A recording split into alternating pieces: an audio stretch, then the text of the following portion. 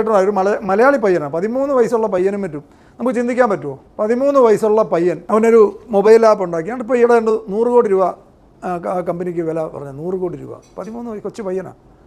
ഉള്ള കാലത്ത് ടെക്നോളജിയിലേക്ക് വരാത്ത ആൾക്കാരെ സംബന്ധിച്ച് ഞാൻ എപ്പോഴും വീണ്ടും പറഞ്ഞുകൊണ്ടിരിക്കുന്നത്, ഇനിയുള്ള കാലം ഈ റോബോട്ടിക്സും ഇതിൻ്റെയൊക്കെ കാലമാണ്, ആർട്ടിഫിഷ്യൽ ഇൻ്റലിജൻസിൻ്റെ കാലമാണ്. ഇതെല്ലാ മേഖലയിലും ചികിത്സാ രംഗത്തുമാറുമാണ് ആർട്ടിഫിഷ്യൽ ഇൻ്റലിജൻസ് ഒക്കെ വന്ന് ഈ നാനോ റോബോട്ട്സ്. ഇത് നമ്മുടെ സർജറി ചെയ്യാൻ വരെ അകത്ത് കയറിപ്പോയി എവിടെയാണോ പ്രോബ്ലം ഉള്ളത് അവിടെ ഈ സർജറി ഈ ഒരു ലെവലിലേക്കൊക്കെയാണ് മാറുന്നത്. ഡോക്ടർമാരുടെയൊക്കെ ഒത്തിരി ആൾക്കാരുടെ ജോലി പോകും. ഇപ്പോൾ തന്നെ ഇഷ്ടംപോലെ ആൾക്കാർ കാശ് കൊടുത്ത് ഡോക്ടറാകും പിള്ളേരെ പഠിപ്പിച്ചുകൊണ്ടിരിക്കുന്നു. കാരണവന്മാർക്ക് ഇനിയുള്ള കാലത്ത് അത്യാവശ്യം വിവരം ഇല്ലെന്നുണ്ടെങ്കിൽ ഏറ്റവും കൂടുതൽ നഷ്ടം സംഭവിക്കുന്നത് കുട്ടികളെ റോങ് ആയിട്ട് നമ്മൾ പഠിച്ച കാര്യങ്ങളെല്ലാം കുട്ടികളിൽ അടിച്ചേൽപ്പിക്കാൻ ശ്രമിക്കും.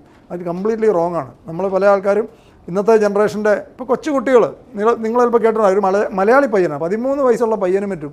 നമുക്ക് ചിന്തിക്കാൻ പറ്റുമോ? 13 വയസ്സുള്ള പയ്യൻ അവനൊരു മൊബൈൽ ആപ്പ് ഉണ്ടാക്കിയാണ്. ഇപ്പോൾ ഈയിടെ 100 കോടി രൂപ കമ്പനിക്ക് വില പറഞ്ഞു. 100 കോടി രൂപ, 13 കൊച്ചു പയ്യനാണ്. ഇങ്ങനത്തെ ഒരു ലോകത്ത് ആണ് നമ്മൾ ജീവിക്കുന്നത്. അത് സമസ്ത മേഖലയും കീഴ്പ്പെടുത്തും.